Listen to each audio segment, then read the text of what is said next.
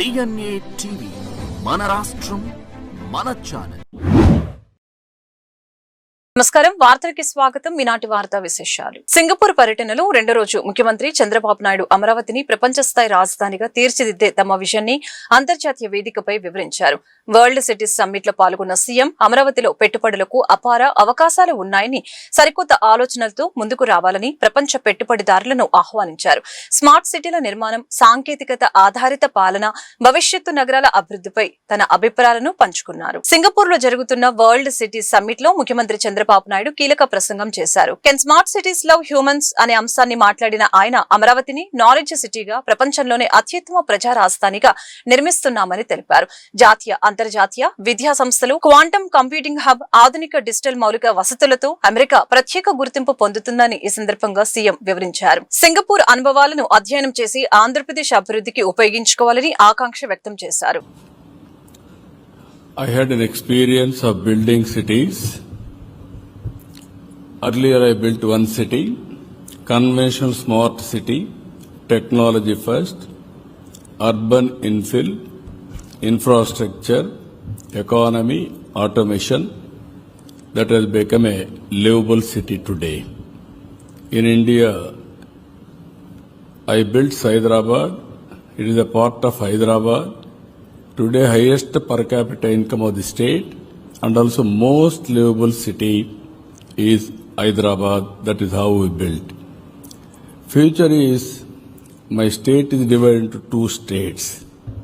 God has given me to build one more city.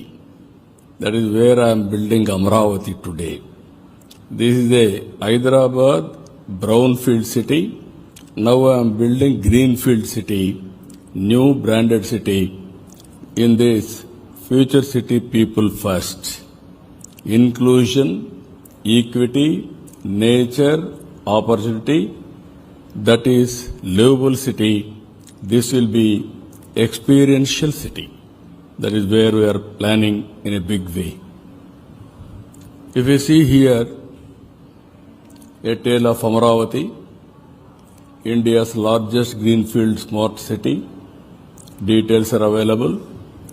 Vision is Amravati is envisaged to be a happy city with the highest standards of livability, sustainability and experiences.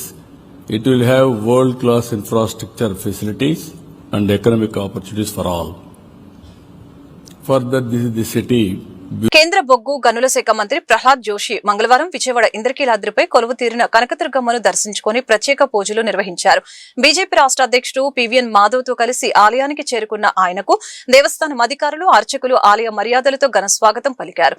దర్శనం అనంతరం మీడియాతో మాట్లాడిన మంత్రి, ప్రధాని నరేంద్ర మోదీ 12 పాలనలో దేశం సాధించిన అభివృద్ధి, అంతర్జాతీయ స్థాయిలో భారత్ ప్రతిష్ట పెరిగిన తీరును వివరించారు. కేంద్ర మంత్రి ప్రహ్లాద్ జోషి మంగళవారం ఉదయం ఇంద్రకీలాద్రిపై వెలసిన కనకదుర్గమ్మ అమ్మవారిని దర్శించుకుని ప్రత్యేక పూజలు నిర్వహించారు. ఆలయ పాలక మండలి చైర్మన్ రాధాకృష్ణ, ఈవో సీనా నాయకు, అర్చకులు ఆయనకు ఆలయ సాంప్రదాయాల ప్రకారం స్వాగతం పలికారు. పూజల అనంతరం వేద పండితులు వేదాశీర్వచనం అందించగా అధికారులు అమ్మవారి చిత్రపటం, లడ్డు ప్రసాదాలను అందజేశారు. ఈ నేపథ్యంలో ప్రధాని నరేంద్ర మోదీ ఆయురారోగ్యాలతో ఉండి దేశ సేవలో నిరంతరం కొనసాగాలని కోరుకుంటూ కనకదుర్గమ్మ అమ్మవారిని దర్శించుకుని ప్రత్యేక ప్రార్థనలు చేసినట్లు మంత్రి వెల్లడించారు.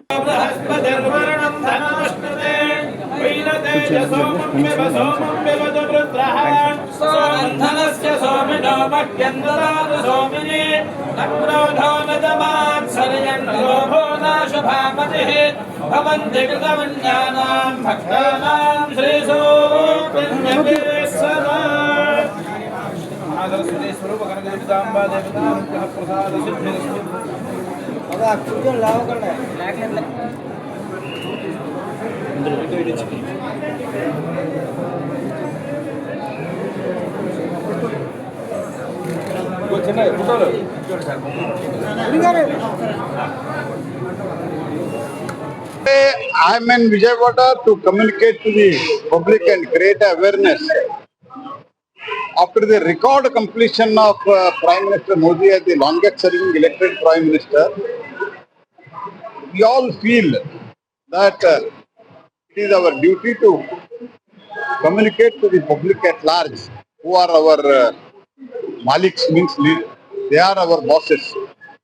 आम जनता हमारा बॉस है तो इसलिए जो बॉस ने काम हम लोगों को मोदी जी के नेतृत्व में दिया था, माननीय मोदी जी ने इस 12 साल में as a longest serving prime minister of the country, continuously elected prime minister, उन्होंने जो अचीवमेंट किया है, भारत का स्तर बढ़ गया है।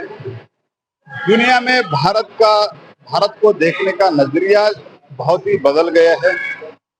इस संदर्भ में हम अलग अलग जगह जाके 12 वर्ष का अचीवमेंट के बारे में हम जनता के सामने हमारा रिपोर्ट कार्ड, हमारा प्रोग्रेस कार्ड रख रहे हैं। तो उसी समय इधर सुप्रसिद्ध और जागृत देवस्थान कनक दुर्गा माता मंदिर को मैंने इधर दर्शन के लिए आया था। రాష్ట్రంలో సోషల్ మీడియాపై ప్రభుత్వం అణచివేత చర్యలకు పాల్పడుతుందని వైసీపీ నేతలు ఆరోపించారు. సోషల్ మీడియా వేదికల పునరుద్ధరణకి చర్యలు తీసుకుని ప్రజాస్వామ్య హక్కులను పరిరక్షించాలని వైసీపీ నేతలు ప్రభుత్వాన్ని డిమాండ్ చేశారు. రాష్ట్రంలో సోషల్ మీడియాపై ప్రభుత్వం అణచివేత చర్యలకు పాల్పడుతుందని ఆరోపిస్తూ YSR Congress party social media విభాగం విజయవాడలో నిరసన చేపట్టింది. తుమ్మలపల్లి కళాక్షేత్రం వద్ద డాక్టర్ బిఆర్ అంబేద్కర్ విగ్రహం సమీపంలో నిర్వహించిన ఈ కార్యక్రమంలో పార్టీ నేతలు నల్ల బ్యాడ్జీలు ధరించి నిరసన తెలిపారు. వైఎస్ఆర్సీపీ సోషల్ మీడియా వింగ్ ఆధ్వర్యంలో నిర్వహించిన ఈ నిరసన కార్యక్రమానికి రాష్ట్ర social media wing organising president Dodda Anjireddy నాయకత్వం వహించారు. ఈ సందర్భంగా ఎన్టీఆర్ జిల్లా వైఎస్ఆర్సీపీ అధ్యక్షులు దేవినేని అవినాష్ మాట్లాడుతూ ప్రభుత్వ ప్రజా వ్యతిరేక విధానాలని సోషల్ మీడియా ద్వారా ప్రజల్లోకి తీసుకువెళ్తున్న వైఎస్ఆర్సీపీ అధికారిక వేదికల్ని లక్ష్యంగా చేసుకుని అడ్డంకులు సృష్టిస్తున్నారని ఈ సందర్భంగా ఆరోపించారు. సోషల్ మీడియా వేదికలను సెన్సార్ చేయడం ప్రజాస్వామ్య వ్యవస్థకు ప్రమాదకరమని పేర్కొన్నారు. తిరువూరు నియోజకవర్గ ఇన్ఛార్జ్ నల్లగట్ల స్వామిదాస్ మాట్లాడుతూ రాజ్యాంగం కల్పించిన భావ ప్రకటన స్వేచ్ఛ హక్కును ప్రభుత్వం కాలరాస్తుందని ఈ సందర్భంగా ఆరోపించారు. మాజీ మేయర్ రాయన భాగ్యలక్ష్మి మాట్లాడుతూ గతంలో ప్రత్యర్థి పార్టీల సోషల్ మీడియా కార్యక్రమాల్లో జోక్యం చేసుకోలేదని, ప్రస్తుతం ప్రభుత్వ వైఫల్యాలు ప్రజలకు తెలియచేయకుండా చేయాలనే ఉద్దేశంతో సోషల్ మీడియాపై ఆంక్షలు విధిస్తున్నారని విమర్శించారు. ఈ నిరసన కార్యక్రమంలో దేవినేని అవినాష్, మల్లాది విష్ణు, నల్లగట్ల స్వామిదాసు, రాయన భాగ్యలక్ష్మితో పాటు షేక్ ఆసిఫ్, నల్లగట్ల సుధారాణి, సయ్యద్ అలీం, స్వర్ణాల తిరుపతిరావు, కావటి దామోదర్, చైతన్య రెడ్డి తదితరులు పాల్గొన్నారు. సోషల్ మీడియా విభాగం ఆధ్వర్యంలో సోదరులు వర్కింగ్ ప్రెసిడెంట్ అంజిరెడ్డి గారు ఒక ఆధ్వర్యంలో, అదేవిధంగా ఎన్టీఆర్ జిల్లా సోషల్ మీడియా అధ్యక్షురాలు చైతన్య రెడ్డి గారు, అదేవిధంగా పెద్దలు మల్లాది విష్ణు గారు, స్వామిదాస్ గారు, మాజీ మేయర్ భాగ్యలక్ష్మి గారు, డిప్యూటీ మేయర్ గారు, అదేవిధంగా రాష్ట్ర కార్యదర్శులు కానివ్వండి, అన్ని నియోజకవర్గాల సోషల్ మీడియా నియోజకవర్గ అధ్యక్షులు, అదేవిధంగా కమిటీ సభ్యులందరూ గారు ఈరోజు పాల్గొని ఏదైతే కూటమి ప్రభుత్వం వైఎస్ఆర్ కాంగ్రెస్ పార్టీ ఫేస్బుక్ పేజీని కంప్లైంట్ల ద్వారా, రిపోర్టుల ద్వారా దాన్ని ఆపివేశారో వాళ్ళు చేసిన తీరుకు నిరసనగా ఈరోజు అంబేద్కర్ గారి స్టాచ్యూ ముందు నిరసన కార్యక్రమం తెలియజేయడం జరిగింది. నిజంగా కూటమి ప్రభుత్వం ఈ 2 సంవత్సరాల్లో ప్రజానికానికి ఉపయోగపడే ఒక్క కార్యక్రమం చేయాల, సంక్షేమ పథకాలు చేయాల, అభివృద్ధి కార్యక్రమాలు చేయాల. అధికారంలోకి వచ్చిన తర్వాత ఈ 2 సంవత్సరాల్లో కూడా ముఖ్యంగా social media YSR Congress party social media warriors మీద, అలాగే వైఎస్ఆర్ కాంగ్రెస్ పార్టీ అధికారిక ఫేస్బుక్ పేజ్ మీద, అంతకుముందు ట్విట్టర్ మీద, ఇన్స్టా మీద ప్రభుత్వం చూపిస్తున్నటువంటి దాష్టీకాన్ని ప్రభుత్వము వైఎస్ఆర్ కాంగ్రెస్ పార్టీ గొంతు నొక్కేటటువంటి ప్రయత్నం చేస్తాం. ఎందుకంటే ఇప్పటికే దాదాపుగా 800 మందిని సోషల్ మీడియాకు సంబంధించినటువంటి వైఎస్ఆర్ కాంగ్రెస్ పార్టీ వాళ్ళని అక్రమంగా, అన్యాయంగా అరెస్ట్ చేయడం జరిగింది. 55 మందిని రిమాండ్కి కూడా పంపడం జరిగింది. ఇదెక్కడి న్యాయం? మీరేమో పరిపాలన చేస్తున్నటువంటి సందర్భంలో అవినీతి, ఏకపక్ష నిర్ణయాలు, మీరు చేస్తున్నటువంటి కుంభకోణాలు వైఎస్ఆర్ కాంగ్రెస్ పార్టీ ప్రజల వద్దకు చేరువ చేస్తుందనే ఉద్దేశంతో దీన్ని ఈ ఇన్స్టాగ్రామ్ కానివ్వండి, అలాగే సోషల్ మీడియా సంబంధించినటువంటి ప్లాట్ఫామ్స్ అన్నింటినీ కూడా పోలీసుల ద్వారా కేసులు నమోదు చేయించి వాళ్ళకి పైకి పంపించి వాళ్ళని క్లోజ్ చేసేటటువంటి, సీజ్ చేసేటటువంటి, సెన్సార్ చేసేటటువంటి ప్రధాని మోదీ నాయకత్వంలో భారత్ అత్యంత వేగంగా అభివృద్ధి చెందే ఆర్థిక వ్యవస్థగా అవతరించిందని కేంద్ర మంత్రి ప్రహ్లాద్ జోషి అన్నారు. నెహ్రూ కంటే అత్యధిక కాలం సేవలందించిన ప్రధానిగా మోదీ చరిత్ర సృష్టించారని పేర్కొన్నారు. ఏపీ అభివృద్ధికి కేంద్ర ప్రభుత్వం కట్టుబడి ఉందని స్పష్టం చేశారు. కేంద్ర మంత్రి ప్రహ్లాద్ జోషి విజయవాడ పర్యటనలో భాగంగా భవానీపురంలో మొక్కలు నాటే కార్యక్రమంలో పాల్గొన్నారు. ఈ సందర్భంగా ఆయన మాట్లాడుతూ 2014కి ముందు బలహీనంగా ఉన్న ఆర్థిక వ్యవస్థ ఇప్పుడు ప్రపంచంలోని అగ్రగామిగా నిలిచిందని, ఎలక్ట్రానిక్ ఉత్పత్తుల తయారీ 8 రెట్లు పెరిగిందని వివరించారు. రైల్వే విద్యుదీకరణలో భారత్ ప్రపంచంలోనే 2వ దేశంలో నిలిచిందని అన్నారు. అమరావతి నిర్మాణం కోసం కేంద్రం 15,000 కోట్లు, హడ్కో ద్వారా మరొక 11,000 కోట్లు కేటాయించిందని ఈ సందర్భంగా తెలిపారు. Continuously served Prime Minister of this country. Before to this, Pandit Nehru was the Prime Minister who served 4,399 days, whereas as on date, Honorable Prime Minister Shri Narendra Modi has served more than 4,406 days. Means day by day, the popularity of Prime Minister among the world leaders. You can see many world leaders, many bigger economies, where their leaders, their popularity is going down. उनका जो जनप्रियता है वो नीचे जा रहा है. लेकिन भारत के प्रधानमंत्री श्री नरेंद्र मोदी जी का 140 करोड़ आबादी है हमारा, इतना बड़ा आबादी के बीच में माननीय मोदी जी का पॉपुलैरिटी बरकरार है. सिर्फ बरकरार नहीं है, ग्राफ ऊपर जा रहा है. इसके कारण क्या है? एक तो रिकॉर्ड है, इतने दिन तक प्रधानमंत्री रहे हैं, और इसके साथ ही साथ जो काम हुआ है वो काम अगर गिनना है तो बहुत समय लगेगा, लेकिन 2-3 विषय मैं उल्लेख करने का कोशिश करता हूं. आप जानते हो, बिफोर 2014 भारत को 10 साल तक ऑलमोस्ट एक बहुत ही वीक अर्थव्यवस्था, अशक्त 5 दुनिया में बहुत अशक्त व्यवस्था था, दुर्बल इकोनॉमी था. इन दैट दुर्बल इकोनॉमी 5 में भारत भी था. फ्रैजाइल 5 ऐसे बुलाते थे.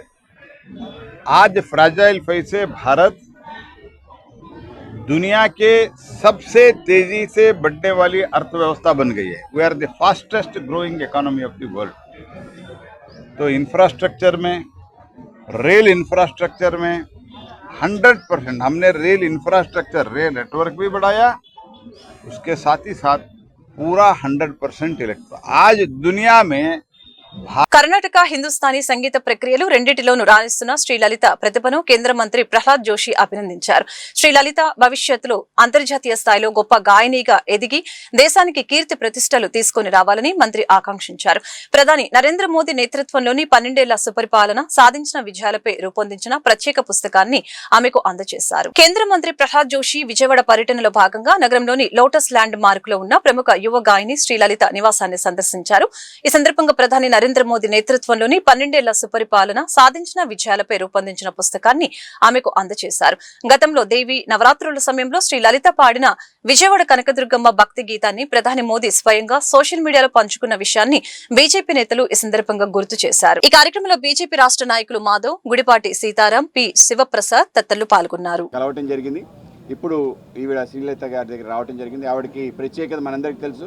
ఆవిడ యొక్క మన ఇంద్రకీలాద్రి పైన, అమ్మవారి పైన అద్భుత గానం చేసింది. అద్భుత గానానికి స్వయంగా ప్రధానమంత్రి గారు పరవశించి ఆయన యొక్క సోషల్ మీడియా హ్యాండిల్లో పెట్టడం జరిగింది. దేవి నవరాత్రుల సందర్భంగా ఒక తెలుగు పాటని, అలాగే మన విజయవాడ సంబంధించి కనకదుర్గ అమ్మవారికి సంబంధించిన ఏదైతే లీలా కటాక్షం ఉందో దానంతా కూడా అద్భుతంగా ఆవిడ గానామృతం ద్వారా అందించడం జరిగింది. దాన్ని ఆయన ఎప్పుడైతే ట్వీట్ చేశారో దేశవ్యాప్తంగా దాన్ని పెద్ద చర్చకు దారితీసింది. కనుక అటువంటి అదృష్టవంతురాలు, అలాగే నరేంద్ర మోడీ గారు కూడా అదృష్టం. అంటే అమ్మవారి గురించి ఆయన సోషల్ మీడియా హ్యాండిల్లో పెట్టడం. కానీ అటువంటి సందర్భంలో వాళ్ళ ఇంటికి రావడం జరిగింది, వాళ్ళు కలవటం జరిగింది, ఆ పాట కూడా వినటం జరిగింది.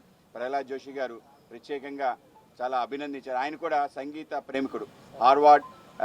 ధార్వాడ్, హుబ్లీ ఏరియాలో సంగీతోత్సవాలు జరుగుతాయి. అనేక రకాల విషయాలు మాట్లాడుకోవడం జరిగింది. కనుక ఒకసారి మరొకసారి ఆవిడకి ఈ 12 years సందర్భంగా బుక్స్ లేకిన్ బోల్ नहीं सकता हूं friends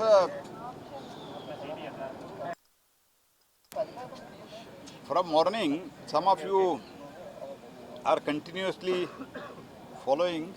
I am so thankful for that. Today I have come here to meet Sri Lalita, who is a very upcoming singer, both in Karnataki style and Hindustani style, which is really difficult as far as I know. Both learning, it is a difficult one. I come from Dharwad. I know, being from the Dharwad is a place for the many Hindustani giants which has given to this world. If I can name one, is that is Pandit Bhimsen Joshi. He is from that place. So I am a great lover of Hindustani Sangeet, and also my daughter also, she has learned and she has practiced, but nowadays she has not continued. Anyhow, I have heard about this young girl also who is really upcoming, and Prime Minister himself has tweeted about her talent as far as singing is concerned. Today, as part of 12th year, and Shri Sitaramu is supporting her. That is very important thing. Continuously supporting. మహిళల ఆత్మగౌరవాన్ని కించపరిచే వ్యాఖ్యలను ఎట్టి పరిస్థితుల్లోనూ సహించబోమని తెలుగు మహిళా నాయకులు స్పష్టం చేశారు. రాష్ట్ర హోంమంత్రి వంగలపూడి అనితపై మాజీ మంత్రి గుడివాడ అమర్నాథ్ చేసిన వ్యాఖ్యలు ప్రతి మహిళను అవమానించే విధంగా ఉన్నాయని మండిపడ్డారు.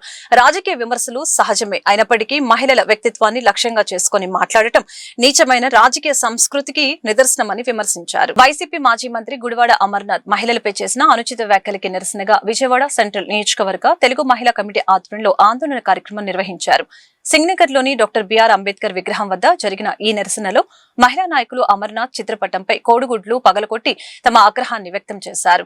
దళిత మహిళగా రాష్ట్ర హోంమంత్రిగా సమర్థవంతంగా పనిచేస్తున్న అనితపై వ్యక్తిగత వ్యాఖ్యలు చేయడం వైసీపీ నాయకుల మహిళా వ్యతిరేక మనస్తత్వాన్ని బయటపెడుతుందని తెలియజేశారు. ఈ కార్యక్రమంలో టీడీపీ రాష్ట్ర కార్యనిర్వాహక కార్యదర్శి దాసరి ఉదయశ్రీ, సెంట్రల్ నియోజకవర్గ మహిళా అధ్యక్షురాలు పైడి తులసి, ఎన్టీఆర్ జిల్లా పార్లమెంట్ కార్యదర్శి ఎస్కే గౌసియా, మహిళా నాయకులు, కార్యకర్తలు మరియు స్థానిక మహిళలు పెద్ద సంఖ్యలో పాల్గొన్నారు. ఈ రోజు ఏదైతే వంగలపూడి అనిత గారిని ఒక హోమ్ మినిస్టర్, ఒక మహిళ, ఒక దళిత మహిళ అయినటువంటి ఆడబిడ్డల్ని ఈ రోజు మహిళలకి రక్షణ లేదు, మహిళల్ని కించపరుస్తూ మాట్లాడతారనడానికి ఒక హోమ్ మినిస్టర్ పదవిలో ఉన్నావిని ఒక మహిళని పట్టుకొని ఈ రోజు అమర్నాథ్, గుడివాడ అమర్నాథ్ అనే వ్యక్తి పిచ్చి కూతలు కూస్తున్నటువంటి పరిస్థితి. ఈ రోజు ఓర్పుని సహనాన్ని పరీక్షిస్తా ఉన్నారు. ఈ రోజు కూటమి ప్రభుత్వాన్ని, నారా చంద్రబాబు నాయుడు గారు మంచివాళ్ళు కాబట్టే వాళ్ళు ఇంకా రోడ్ల మీద తిరగలుగుతా ఉన్నారు, వాళ్ళ ఇంట్లో హాయిగా ఏసీల కింద పడుకోగలుగుతా ఉన్నారు. లేని పక్షాన అదే గత ఆ ప్రభుత్వంలో నుండి ఇప్పటికల్లా జైల్లో కూర్చోబెట్టేవాళ్ళు. కానీ ఈరోజు కూటమి ప్రభుత్వాన్ని సభ్యతా సంస్కారం అది కాదు కాబట్టి, కూటమి ప్రభుత్వం బిఆర్ అంబేద్కర్ రాసిన రాజ్యాంగంలో నడుస్తుంది కాబట్టి ఈరోజు ఏదైనా సరే ఈ రోజు ఒక మహిళని, ఒక హోమ్ మినిస్టర్గా ఉన్న మహిళనే కించపరుస్తూ మాట్లాడంటే ఆంధ్ర రాష్ట్ర మహిళల్ని వీళ్ళు ఎలా చూస్తారో ఒకసారి ఆంధ్ర రాష్ట్ర ప్రజలందరూ కూడా తెలుసుకోవాలి, ఆంధ్ర రాష్ట్ర మహిళలందరూ కూడా మేలుకోవాలని తెలియజేస్తా ఉన్నాను. ఆమె మాట్లాడే మాటలు ఏమైనా తప్పుడుగా ఉన్నాయా? వీళ్ళు ఒక ప్రెస్ మీట్లో కానివ్వండి, వీళ్ళు ఒక ధర్నాలో కానివ్వండి, ఎక్కడ పడితే అక్కడ మహిళల్నే టార్గెట్ చేస్తూ ఉన్నారు. మీ ఇంట్లో ఆడవాళ్ళు లేరా? మీకు పిల్లలు లేరా? మీకు భార్యలు లేరా? మీకు ఆడపిల్లలు లేరా? మీ ఇంట్లో తల్లులు లేరా అని అడుగుతా ఉన్నా, మీకు అక్క చెల్లెలు లేరా అని అడుగుతా ఉన్నాను. మీ ఇంట్లో వాళ్ళు ఒకలాగా, తెలుగుదేశం పార్టీ కూటమి ప్రభుత్వ నాయకులు మహిళలు ఒకలాగా. చెప్పు పెట్టి కొడితే 32 పళ్ళు రాలిపోతాయని తెలియజేస్తా ఉన్నాను. మీరు ఆడవాళ్ళ ఓర్పు సహనాన్ని పరీక్షిస్తూ ఉన్నారు. తెలుగుదేశం పార్టీలో నిక్కర్సైన మహిళలు ఉన్నారు. ఈరోజు పార్టీకి పనిచేయడం ఆడవాళ్ళుగా తప్ప? పార్టీలో పని చేయకూడదా? మీ ఇంట్లో ఆడవాళ్ళు మేకప్ వేసుకోకుండానే బయటకు వస్తూ ఉన్నారా? మీ ఇంట్లో ఆడవాళ్ళు మేకప్ లేకుండా బయటకు వస్తే ఎవరైనా చూడగలరా? మీ కొంపల్లో ఆడవాళ్ళు లేరని అడుగుతా ఉన్నాను. ఈవెన్ జగన్మోహన్ రెడ్డితో సహా కనీసం ఖండించాల్సింది పోయి దాన్ని ట్రోల్ చేస్తారా?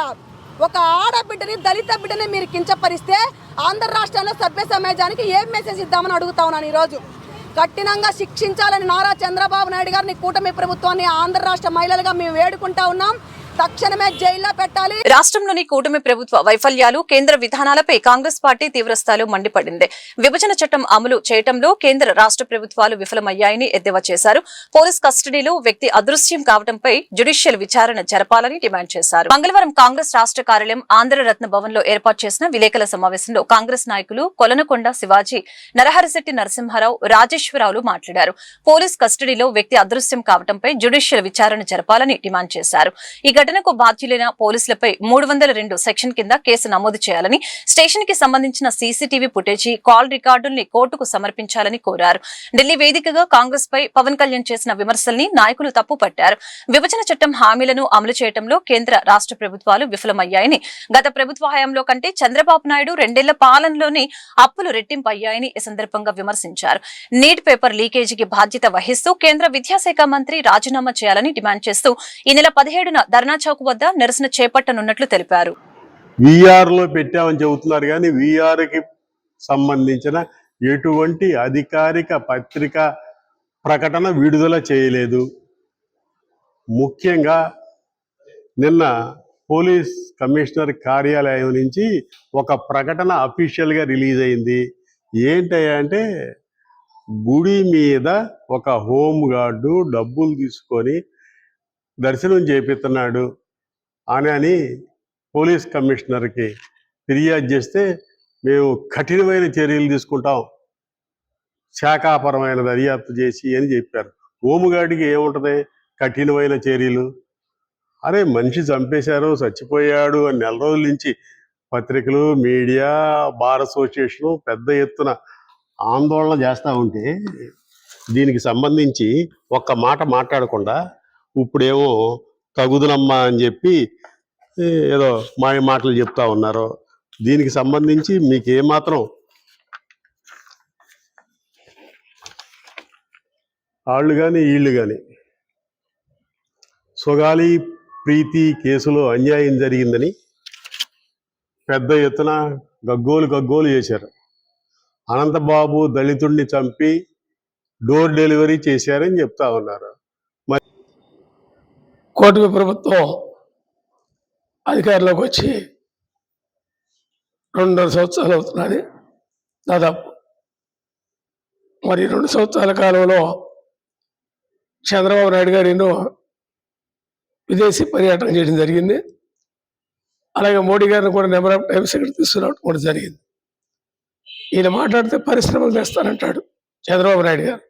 విభజన హామీలు నెరవేరిస్తే పరిశ్రమలు ఆటంతనే ఆంధ్ర రాష్ట్రానికి వస్తాయి అని రాయితీలు ఇస్తాం మనం.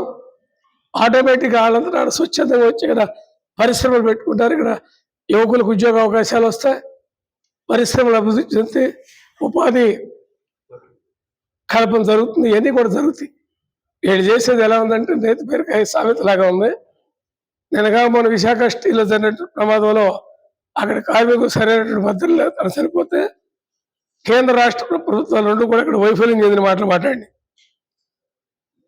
ఇక పవన్ కళ్యాణ్ గారికి వస్తే ఆయన జాతీయ సమగ్రత సమైక్యత అనేటటువంటి జాతీయ స్థాయిలో మాట్లాడొద్దని మేము అనం. కాకపోతే ఆయన పూర్తిగా తెలుసుకుని మాట్లాడితే బాగుంటుంది. ఆయన మాట్లాడే ముందు భారత జోడో యాత్ర పెట్టారు, రాహుల్ గాంధీ గారు అన్ని రాష్ట్రాలు తిరిగారు. నేను తిరగొద్దంటే ఎవరు తిరగొద్దన్నారు? తిరగొద్దని ఎవరల్లా మా గౌరవ ముఖ్యమంత్రి రేవంత్ రెడ్డి గారు చెప్పారు.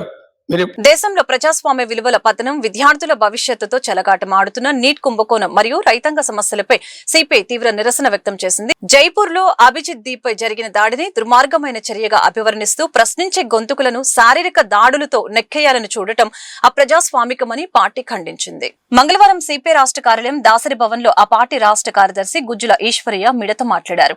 ఈ సమావేశంలో ఆయన మాట్లాడుతూ 2024 నీట్ పరీక్షా పత్రాల లీకేజీ బాధ్యత వహిస్తూ కేంద్ర ఆరోగ్య శాఖ మంత్రి తక్షణమే రాజీనామా చేయాలని ఈ సందర్భంగా డిమాండ్ చేశారు. రాష్ట్రంలో పెరుగుతున్న రైతుల ఆత్మహత్యలు, గిట్టుబాటు ధర లేక మామిడి, మొక్కజొన్న రైతులు పడుతున్న ఇబ్బందులపై కూడా ప్రభుత్వం నిర్లక్ష్యం వహిస్తుందని మండిపడ్డారు. 2 లక్షల రుణమాఫీ చేయాలని, అన్నదాత సుఖీభవ సాయాన్ని 20,000 నుంచి 50,000కు పెంచాలని ఈ సందర్భంగా డిమాండ్ చేశారు. ఓటర్ల జాబితా సవరణ పేరుతో దేశవ్యాప్తంగా దాదాపు 16 కోట్ల మంది ఓట్లను తొలగించేందుకు బీజేపీ కుట్ర చేస్తుందని ఆరోపించారు. ఎన్టీఆర్ జిల్లా పెనుగంచిప్రోలులో జరిగింది. ఈ సమావేశంలో మేము భవిష్యత్ పోరాట కార్యక్రమానికి సంబంధించి భారత కమ్యూనిస్ట్ పార్టీగా చాలా సుదీర్ఘంగా చర్చించి రాష్ట్రంలో ఉన్నటువంటి కేంద్రంలో ఉన్నటువంటి రెండు ప్రభుత్వాలు కూడా ప్రజా వ్యతిరేక రైతాంగ కార్మిక వ్యతిరేక విధానాలకు తీవ్రంగా పాల్పడుతూ ఉన్నారు. అదే సందర్భంలో అభివృద్ధి అనే జపం చేస్తూ కార్పొరేట్లకు ఊడిగం చేసినటువంటి పద్ధతుల్లో వారి యొక్క విధానాలు అమలు చేస్తున్నటువంటి నేపథ్యంలో ఆగస్టు 6వ తారీఖు నుంచి ఆగస్టు 15వ తారీఖు వరకు ఈ రాష్ట్రంలో ఉన్నటువంటి 28 జిల్లాల్లో కూడా పెద్ద ఎత్తున భారత కమ్యూనిస్ట్ పార్టీ సిపిఐ నేతృత్వంలో పాదయాత్రలు చేపడతా ఉన్నాం. అదేవిధంగా జీపు యాత్రలు చేపడతా ఉన్నాం. ఆందోళనలు నిరసన కార్యక్రమాలు ఆగస్టు 6 నుంచి 15వ తారీఖు వరకు ఇవి చేయాలని చెప్పేసి మేము నిర్ణయం తీసుకోవడం జరిగింది. ప్రజలందరూ కూడా అందులో భాగస్వాములు కమ్మని చెప్పేసి అది ప్రజలు స్థానికంగా ఎదుర్కొన్నటువంటి అభివృద్ధి కార్యక్రమాల్లో ఈరోజు ప్రాంతాల వారీగా చాలా వాగ్దానాలను మన రాష్ట్ర ముఖ్యమంత్రి చంద్రబాబు నాయుడు గారు చాలా గట్టిగా చెప్పారు. కడపలో స్టీల్ ప్లాంట్కు సంబంధించి చెప్పారు.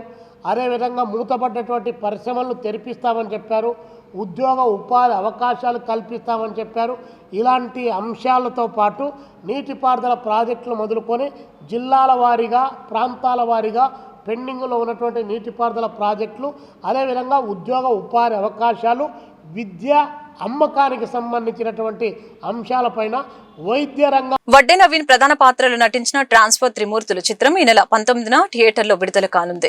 సుదీర్ఘ విరామం తర్వాత వడ్డే నవీన్ హీరోగా నటించిన చిత్రం ప్రేక్షకుల ముందుకు రాబోతుంది. సరైన కథ దొరకకపోవడంతో గ్యాప్ వచ్చిందని వడ్డే నవీన్ వెల్లడించారు. ట్రాన్స్ఫర్ త్రిమూర్తులు చిత్రం ప్రేక్షకులను ఆదరిస్తుందన్న ఆశాభావం వ్యక్తం చేశారు. విజయవాడ గాంధీనగర్ లోని ప్రముఖ హోటల్లో ట్రాన్స్ఫర్ త్రిమూర్తులు చిత్ర బృందం సందడి చేసింది. సందర్భంగా జరిగిన మీడియా సమావేశంలో హీరో వడ్డే నవీన్ మాట్లాడారు. సుదీర్ఘ విరామం తర్వాత సరైన కథ కుదరటంతో ప్రేక్షకుల ముందుకు వస్తున్నట్లు ఈ సందర్భంగా తెలియజేశారు. ఇందులో తాను పోలీస్ కానిస్టేబుల్ పాత్ర పోషించానని, స్టేషన్ లో తాను చేసే పనుల కారణంగా ఉన్నతాధికారులు 10 ఏళ్లలో 55 సార్లు బదిలీ చేశారని, అందుకే చిత్రానికి ఈ పేరు పెట్టినట్లు తెలియజేశారు. ముఖ్యంగా మహిళా ప్రేక్షకులను, కుటుంబాలను ఈ సినిమా విశేషంగా అలరిస్తుందని తెలియజేశారు.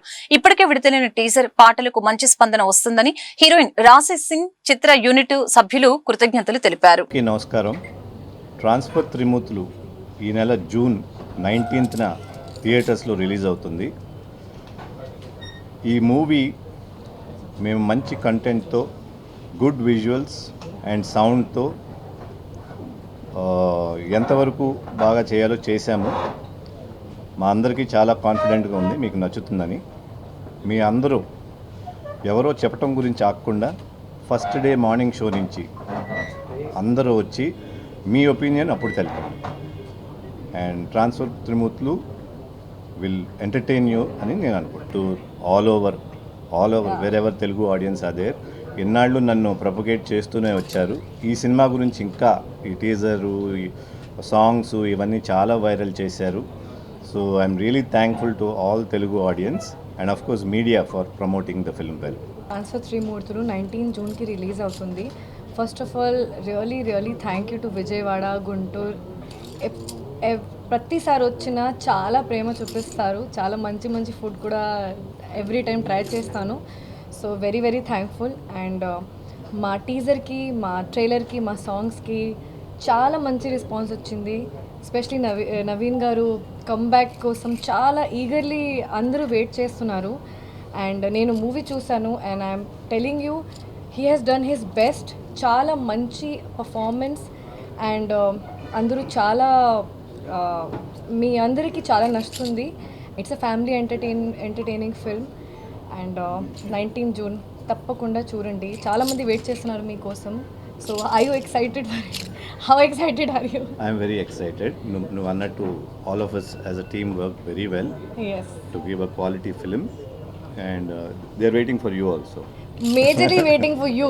అండ్ నేను ఎక్కడికి వెళ్ళిన హైదరాబాద్లో అక్కడ అందరూ మీ సాంగే ప్లే చేస్తున్నారు, మీ గురించే మాట్లాడుతున్నారు. ట్రాన్స్ఫర్ త్రిమూర్తులు వస్తుంది, సార్ వస్తున్నారు, మీకు మీ ఎక్స్పీరియన్స్ ఎలా ఉంది అని everyone loves you so much. And ఇక్కడ కూడా అక్కడ కూడా. So very good to see that. ఈ వార్తలు ఇంతటితో సమాప్తం. మరొక బులెటిన్ మళ్ళీ కలుద్దాం. నమస్కారం.